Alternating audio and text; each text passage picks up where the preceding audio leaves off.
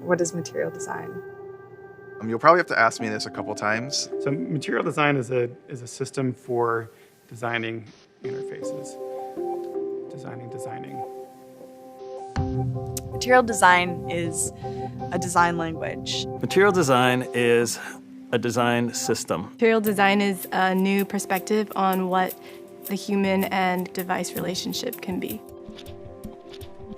Maybe it's too complex of an idea. Material design is this design philosophy that's really trying to acknowledge the technology behind the interface. It's a way for designers to collaborate with users. Material design is a way for designers to get what they want.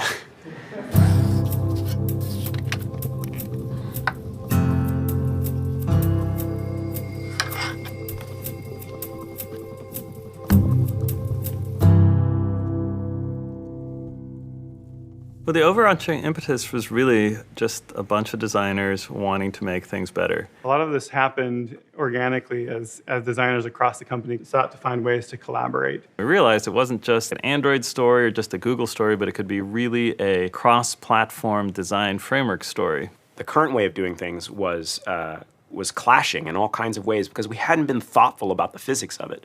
Why don't we take that and run with that a little bit and see if we could figure out, what is this made of? What is the material that our software is made of? John came up with the idea of what he described as quantum paper in order to create these rich, tactile user interfaces. And that idea of it being mostly paper-like, but smart paper, served as a point of view about how your surfaces work and why. There's a very, very clear parallel between the systems of book design and the way that humans also hold and use devices. People use materials in life every day, and we want them to understand software in the same way.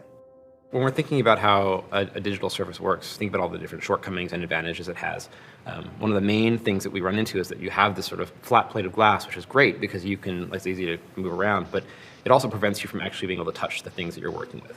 Inside this device, there is actually a little bit of space. And so we thought, well, let's try and take advantage of that and create a meaningful structure that goes underneath it, almost like the skeleton filling out this body from the inside out.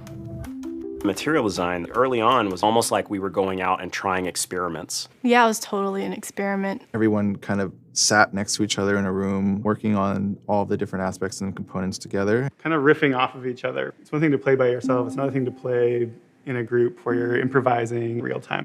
I think a lot of us are used to working more practically. This was the first time where we were being pushed and told, don't worry about that, let's just see what happens now.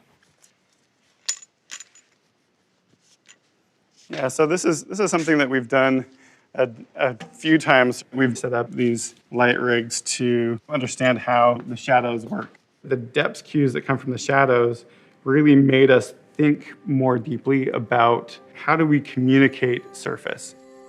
We built a system that enforces that the light comes in at 45-degree angles. That helps keep the shadows consistent from the top to the bottom of the screen.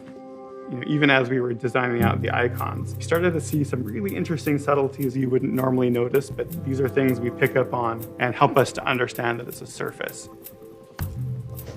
The strips are spacers measured out to scale to the way that they're modeled digitally, so not just X and Y, but also in Z. The floating action button, the FAB, the way that we said, there's just one thing, stop with your 5 buttons, your 4 buttons, make the call. I thought that was great. And it was not an idea that I was comfortable with at first.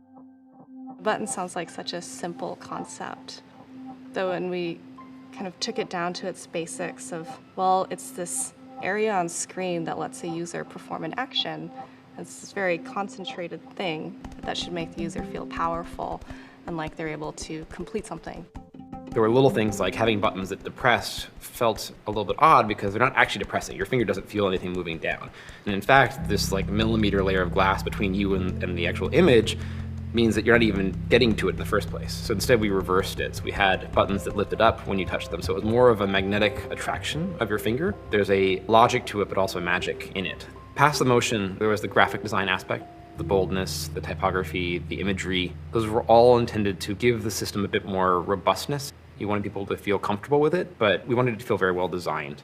We created this color spectrum around picking sort of a primary color and then using an accent color, creating this really simplified and easy to use system while being very definitive. Someone who never took a color theory class could create a combination of colors within their product that felt harmonious.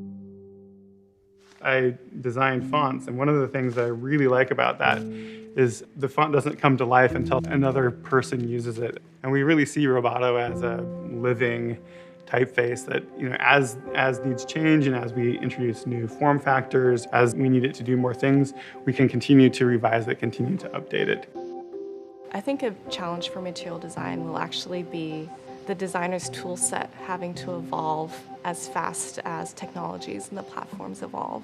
To constantly be reevaluating itself and to constantly be thinking about what's no longer relevant. What did we think was universal but turned out to be a fad or simply the wrong emphasis? What I love is when people take sort of the basic principles of material design and then they take them in a new direction. Now that we publish the material design specs, I'm really excited about the fact that we can go and engage other designers in conversation outside of Google. One of the things I wanted for third parties was for them to take this foundation and build greater design upon it. The same is true for us internally. I don't want to be looking 4 years down the road, 10 years down the road and saying, well, material design, all those ideas, those frameworks, they're over. The principles behind them, I think, should be timeless. And maybe we don't have them right yet, but I believe we'll get there.